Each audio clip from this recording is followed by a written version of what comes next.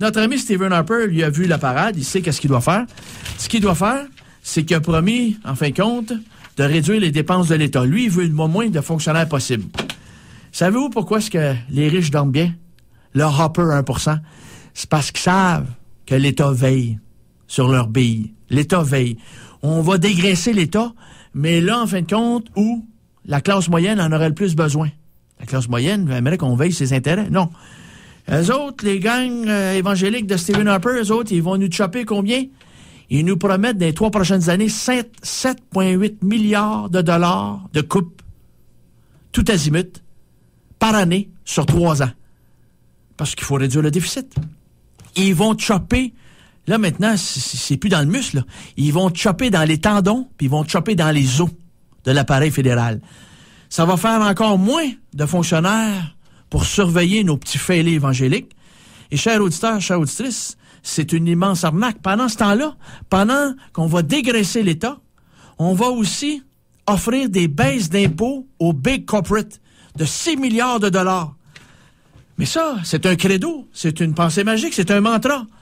Si on baisse les impôts des big corporations, des big boss, eux autres, cet impôt dégagé, libéré, cet argent-là, ils vont la prendre puis ils vont investir en immobilisation.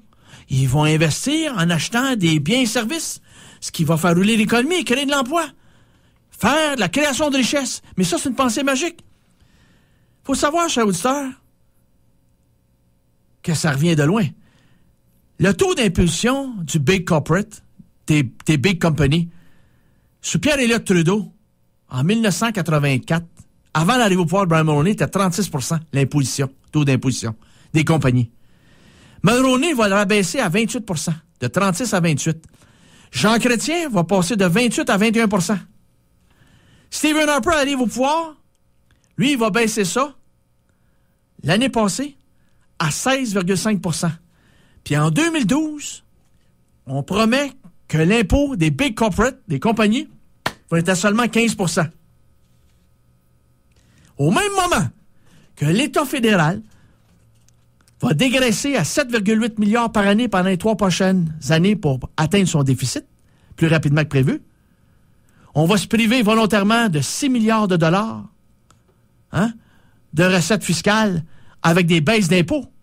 Au même moment, le taux d'investissement de ces mêmes compagnies à qui on consent une baisse d'impôts de 6 milliards de dollars, correct? Au même moment, le taux d'investissement des compagnies dans l'économie canadienne, il va baisser de 2% pour se situer à 15% du produit intérieur brut du Canada. Produit intérieur brut, la somme de tous les biens et services produits au Canada en une année. Ça veut dire que la pensée magique en disant on baisse les impôts de 6 milliards, ils vont prendre cet argent libéré là, puis ils vont investir dans l'économie, c'est faux. Ils vont baisser un investissement. Mais où est-ce qu'ils vont l'argent, Simonac? On va pas compliquer. Depuis 2001, le Canada Incorporated, les big boss, a placé dans des comptes bancaires à seulement du 3 ou 4% de rendement. Fait que tu vois qu'ils sont pas trop nerveux avec leur fric, hein? Un bon banquier va te donner du 4%. Mais ça, c'est un bon banquier. C'est comme la lampe d'Aladin. Frotte-les en masse. Depuis 2001, le Canada Incorporated, les big corporations, les big compagnies canadiennes, a placé dans des comptes bancaires 745 milliards de dollars. Hey, ça, là, ce montant-là, ça équivaut à 30% du produit intérieur brut du Canada. Pensez-y, là. Ils ont placé à l'abri dans des comptes bancaires 745 milliards de dollars depuis 2001, les big corporations canadiennes, dont 200 milliards de dollars pendant la seule récession de 2008. Alors tout le monde serre la ceinture. Eux autres, ils ont fait disparaître 200 milliards de dollars de pièces. Puis leur taux d'imposition baissait pendant ce temps-là. Et le Canada Incorporated a réinvesti seulement 10% de ce 745 milliards de dollars. Fait que la pensée magique qui dit que baisser leur impôt, puis ils vont réinvestir dans l'économie pour qu'il y ait des jobs, c'est de la fumisterie. On dupe la population canadienne. Ils ont strictement investi 10% du 745 milliards de dollars dans l'économie canadienne, alors que Stephen Harper leur a offert des impôts, des baisses de 6 milliards de dollars. Ça veut dire que seulement que 10%, ils ont strictement investi 600 millions de dollars de ces baisses d'impôts de 6 milliards. C'est une broutille, c'est une pécadille, c'est une foutaise. On se fout carrément de nous autres. D'abord, qu'est-ce qu'ils font avec le 745 milliards de dollars qui est dans des comptes bancaires à du 3-4% d'intérêt? Qu'est-ce qui sert cet argent-là? s'ils ne le réinvestissent pas dans des mobilisations pour acheter du nouvel équipement pour permettre d'accroître la productivité canadienne. Il sert strictement à un seul et unique but. La spéculation sur les métaux, sur l'or, sur les denrées alimentaires et surtout sur le pétrole. Le pétrole. Nos compagnies canadiennes, grâce à des recettes fiscales que l'État s'est privé de 6 milliards de dollars, depuis 2001, eux autres en ont placé dans des comptes 745 milliards de dollars, ce qui équivaut à 30% du produit intérieur brut canadien. Et seulement pendant l'année de récession 2008, ils en ont parqué à l'ombre 200 milliards de dollars.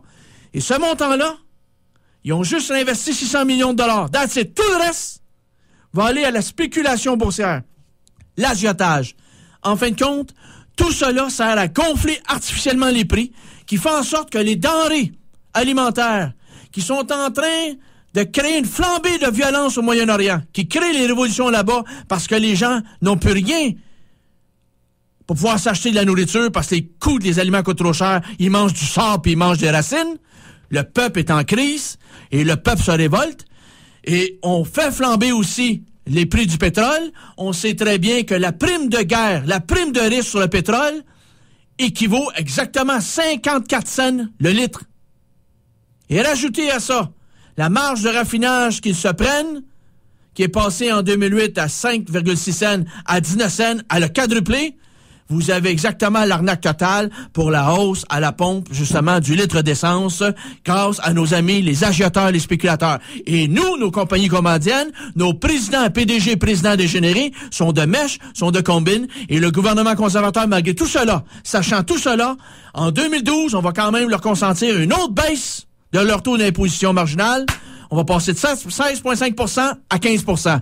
N'en jetez plus, la cour est pleine.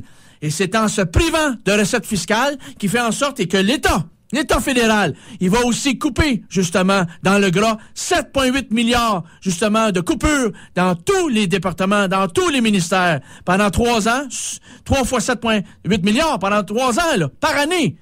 Et là, lui, le gouvernement va dire, ben là, on n'a plus d'argent. Ils vont tout simplement faire une pression à la baisse sur les salaires à cause justement de ce manque à gagner en recettes fiscales. Ce qui fait, chers auditeurs, qu'on va dire que la seule solution pour pouvoir faire des projets, c'est des PPP, des partenariats privés-publics. Pourquoi? Parce que l'État n'a pas d'argent. Ça fait le bonheur du privé, qui encaisse par en avant, par en arrière, par en haut, par en bas. Et pendant ça là, Mme la Marquise, on a la droite évangélique qui dit « Dieu est avec nous ». Le 2 mai, voter pour le Parti progressiste conservateur. Ben moi, cher auditeur, la cause est entendue.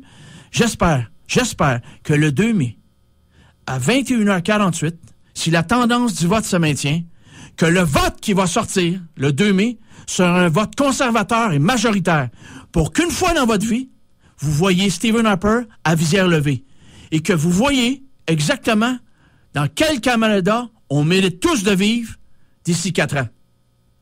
Point à la ligne.